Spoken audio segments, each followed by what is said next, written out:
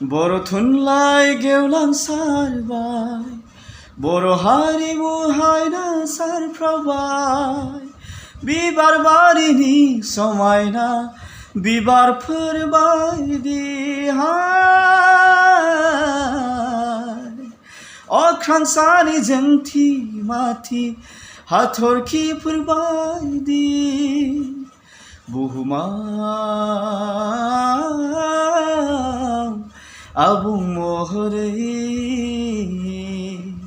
खुलुमबाय रायजोफोर आं फुंजा मुसाहारि गहपुरनिफ्राय जोंनि हारिनि बर' थुनलाइनि जोनोम सान 1952 मायथाइनि 6 नभेम्बर बै साना सफैनो बारा गोबाव सम गैलिया जोंनि खाथियाव दा बिनिनो असिलायै गा 21थि बोसोरसालिया खुंथाय गबर्धना गुदि बर' थुनलाइ आफादनि बानजायनायाव बिथांमोना गाजा गोमजायै खुंफुंनो थाखाय थियारि खालामगासिनो दङ।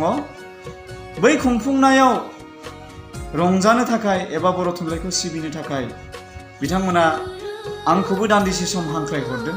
बिनिखायनो बिनि असिलायैनो बै सानखालि गासै गबर्धना ओनसोलनि खाथि खाला थानाय रायजो राजाजों लोगोसे बाक्सा जिल्लानि सिङाव थानाय रायजो राजा नोंथांमोनखौ आंजों लोगोसे आरो बे आफादखौ हेफाजाब होनाय बायदियै बयखौबो दान्दिसे सम फैनानै रंजाफैनो थाखाय एबा हेफाजाब होफैनो थाखाय एबा बै खुंथायखौ गाब गोनां खालामफैनो थाखाय नोंथांमोनखौ बिथांमोननि आफादनि जानानै एबा आं सासे खनगिरि जानानै नोंथांमोनखौ दुंब्रुदै खावलायहरबाय। बिनि गुबै थं हिसाबै जायगाया जाहैबाय खुस्राबारि बर' गोजौ फरायसालिनि गुवार गेलेग्रा फोथार लासो निमुवा जिल्ला बाक्सा बिटिआर आसाम।